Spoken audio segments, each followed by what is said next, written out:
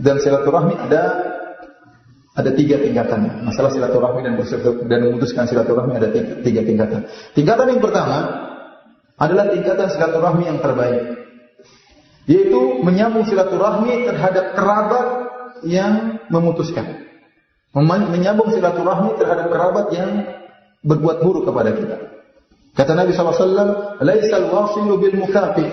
Bukanlah penyambung silaturahmi sejati yang hanya berbuat baik jika dibaiki.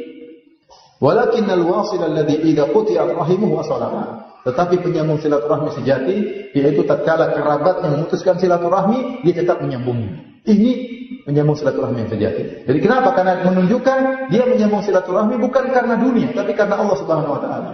Murni karena Allah. Buktinya dia dituduh macam-macam, diejek, dijelek-jelekin, tetap dia nyambung silaturahmi karena dia mencari karunia Allah Subhanahu wa taala. Maka ini penyambung silaturahmi sejati kata Nabi sallallahu alaihi wasallam. Ini yang paling susah.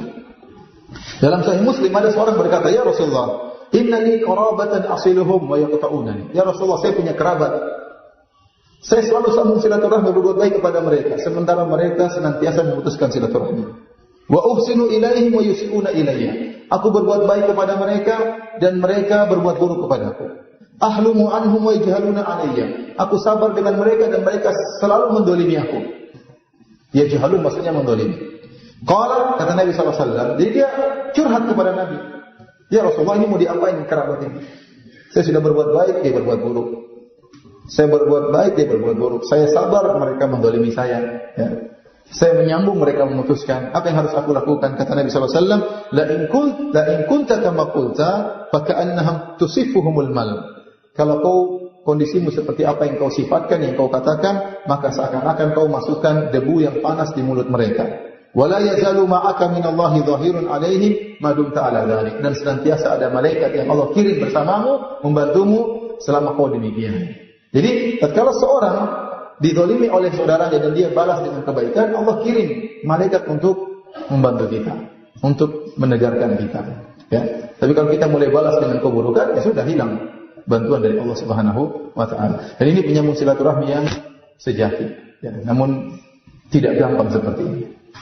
Susah ya. Kita ribut dengan saudara kita, tahu-tahu kita dimaki-maki sama kakak kita, adik kita emosi. Ya. Tapi kalau kita bisa sabar, dan ini susahnya minta ampun ya, pahalanya luar biasa. Pahalanya luar biasa. Tingkatan yang kedua, menyambung silaturahmi jika kerabat berbuat baik. Sedangkan jika kerabat tidak berbuat baik, maka dibalas dengan tidak baik pula. Ini namanya bukan menyambung silaturahmi sejati. Namun tidak dikatakan dia memutuskan silaturahmi, tidak juga. Kenapa? Karena saudaranya yang mulai dia balas dengan setimpal. Tidak dikatakan dia menyambung, tidak dikatakan dia memutuskan. Dan yang bahaya yang ketiga, yaitu yang memutuskan silaturahmi. Kita yang cari masalah sama kerabat kita.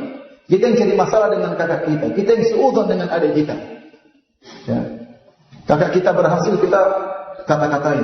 Ya. Dan ini sering terjadi. Ada orang dulu sama saya, Ustaz, saya susah, gimana adik saya Ustaz? Saya alhamdulillah harta banyak.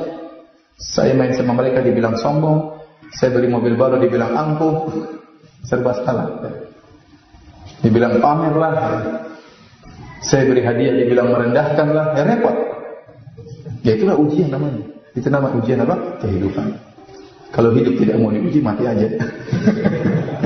Hidup memang tempat ujian. Jadi Juan, kata malaikat, Salamun alaikum bima sabartum. Keselamatan bagi kalian atas kesabaran kalian. Ini dalil bahwasanya menyambung silaturahmi butuh kesabaran. Ya, butuh kesabaran. Dan saya rasa kita semua punya pengalaman masing-masing. Ya. Karena tidak semua kerabat kita selalu senyum-senyum sama kita. Ya.